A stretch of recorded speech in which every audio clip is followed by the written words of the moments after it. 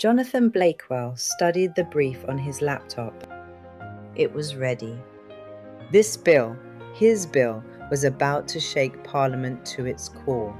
The press would feast on it. The poll from Citizen Petition had shown there was support. He emailed the document to his secretary. "Send our feedback to Jack Smith's office." Jack Smith received the email moments later. He leaned back in his chair and chuckled. He believed he was the bill's author. In some ways, he was, and in other ways, he was not. Jack logged the bill into the parliamentary portal, and it was placed on the schedule for its first reading in the House of Commons. The train was moving fast now. Outside, the rain kept true to the weatherman's prediction. Jack Smith wore a mauve jumper, his Levi jeans sitting snugly at the waist. He reached for the black umbrella leaning in the corner and stepped out. He met Jonathan at the foyer of the building. "Have a lovely weekend," Jonathan called out.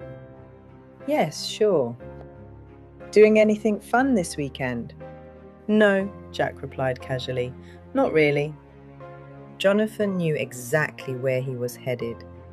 He knew Jack's entire schedule. It was the first rule in dealing with British politicians.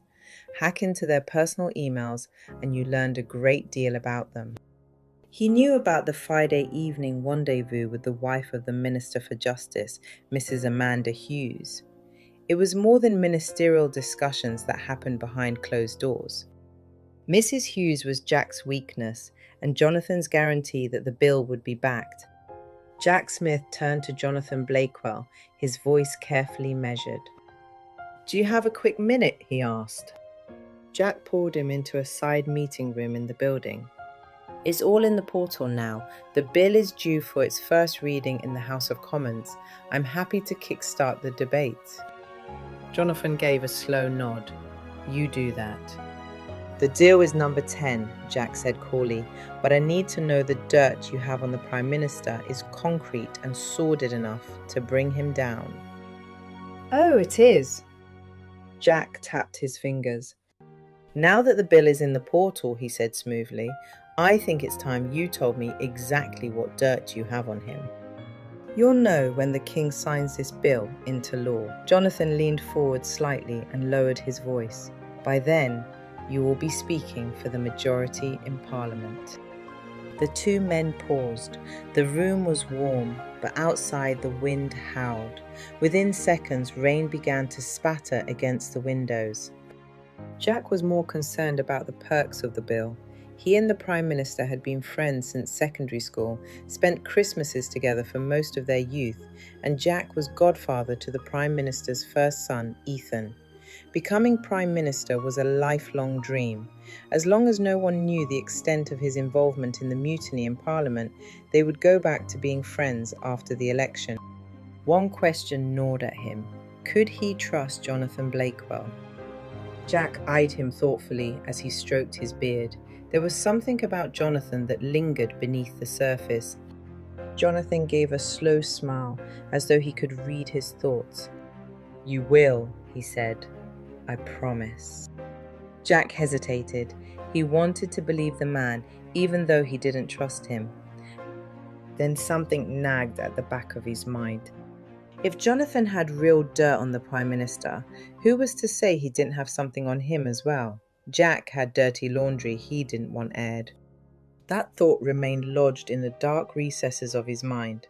He reminded himself to find out everything there was to know about Jonathan Blakewell. The man made him uncomfortable. As he continued to stroke his beard, he realized something unsettling. Was the bill really about justice, or was it part of something much bigger? Jonathan didn't strike him as someone who truly wanted the Chancellor or the Home Secretary's office. There had to be an economic reason. Most times, if you followed the money, you followed the motive. Jack felt a chill run down his spine. He made a mental note.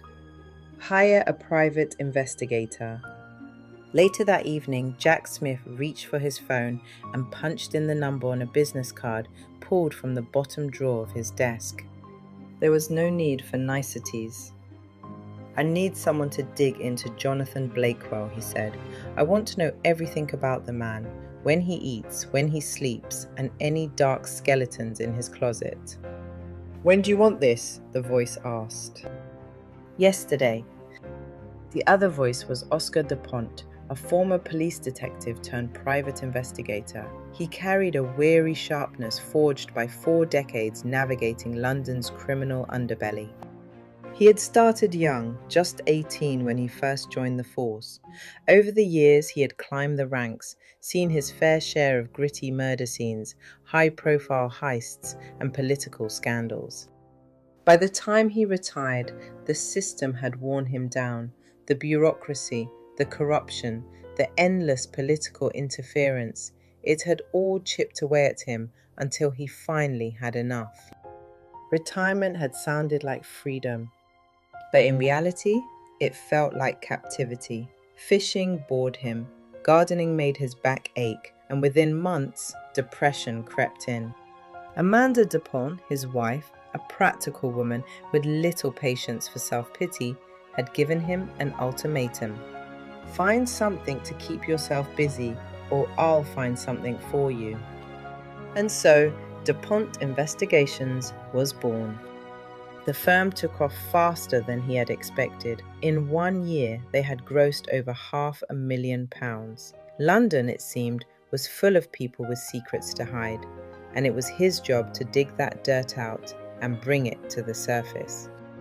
His clients included suspicious wives, corporate rivals, and paranoid politicians. Oscar didn't ask questions, he just dug for dirt. He didn't just find dirt, he became an expert at finding mud that was enough to bury marriages, careers, and businesses. One of his soft spots, though, were wives being divorced. His wife often joked, "A woman doesn't need a private investigator to tell her she's been cheated on. She knows. She just needs the proof for court." And as far as Oscar was concerned, she wasn't wrong.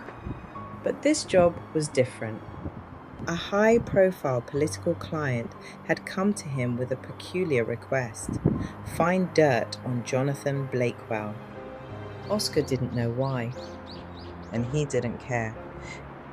If the bank notification pinged on his phone, he would do what needed to be done.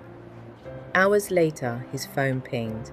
It was a notification from his bank. Days later, Oscar DuPont sat across from his client, a man he privately dubbed MP3, partly as a code name, but mostly because he had all the personality of a bland audio file. Oscar reckoned he was the type who measured his coffee to ensure the exact caffeine-to-water ratio, and probably color-coded his sock drawer too. He slid the thin beige folder across the table, the contents neatly tucked inside. "Everything you want is in there," Oscar said, his voice gruff as he leaned back in his chair, letting the worn leather creak beneath him.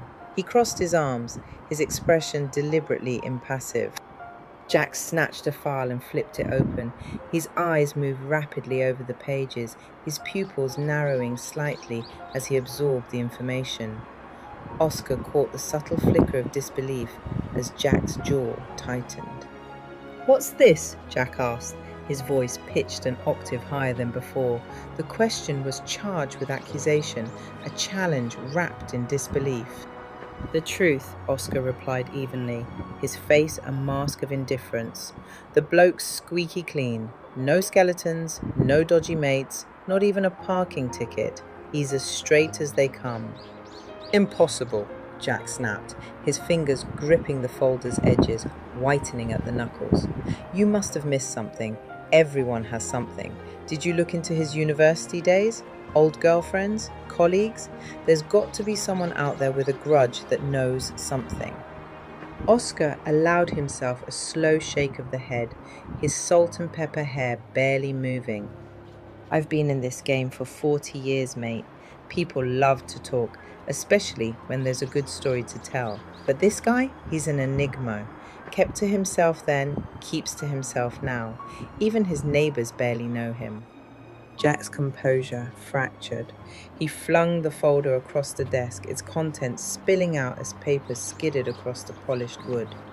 He leaned forward, his eyes flashing with frustration. I don't believe it. No one's that clean. Oscar felt his patience fray, but kept his cool. He dealt with all sorts over the years, liars, cheaters, crooks in bespoke suits. Jack was a new breed, desperate, determined, and possibly a blackmailer. I've got 100% success rate, Oscar said, his voice firm. If there was dirt to find, I'd have found it. Your man's a mystery, sure, but sometimes people really are just that boring. Or... He paused, letting the thought dangle, watching Jack's reaction before delivering the kicker. He's very good at covering up his past, but then the question is, why? A muscle twitched in Jack's jaw. Take another look, he insisted, his voice steely. I'll pay extra. Leave no stone unturned. Check if he changed his name. Dig into his family. Find out if he's even biologically a man. There must be something. Oscar raised an eyebrow. His curiosity piqued. You're that determined, huh? What's this guy to you anyway? That'll probably help me. For the briefest of moments, something flickered in Jack's eyes. Fear, maybe, or resentment. It was gone before Oscar could fully place it. That's none of your concern, Jack said, his voice clipped, the mask of composure snapping back into place. Just find me something I can use. Oscar met his gaze. Fair enough, but I'm telling you now, if this man's as clean as he seems, there might be a reason he's hiding in plain sight. Sometimes the ones with nothing to find are the ones you should fear the most. Jack's eyes darkened. He said nothing. Oscar stood, the chair scraping against the wooden floor. I'll see what else I can dig up, he said, his voice firm. But don't get your hopes up. If he's that good at hiding, there might be a reason you're better off not knowing. For there is nothing hidden that will not be disclosed, and nothing concealed that will not be brought to light. Mark 4:22.